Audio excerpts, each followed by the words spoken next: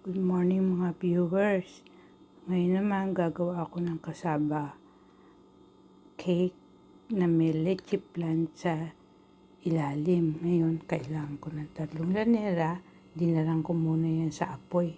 May 2 kutsarang asukal na puti. Dadalang nyo sa apoy hanggang sa maging ganito ang kulay. 2 kutsara yon.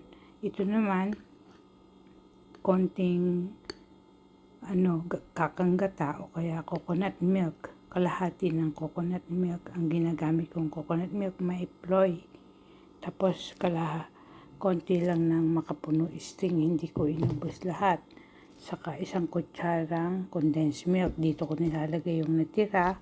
Ginamit ko kasi ito puti ng itlog.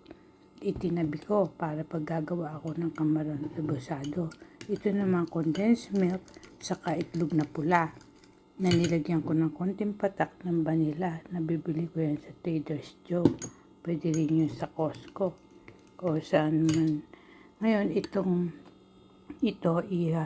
ibubuhos ko dito. Saka bago ko ibuhos pala, ilalagay ko muna to dito. Papartihin ko dito. Yan, papartihin ko dyan 3. Tapos yung gagamitan ko ng ganito, kaya importante meron kayo niyan. Yan, pang simot. Tapos pagka inilagay ko na to dito,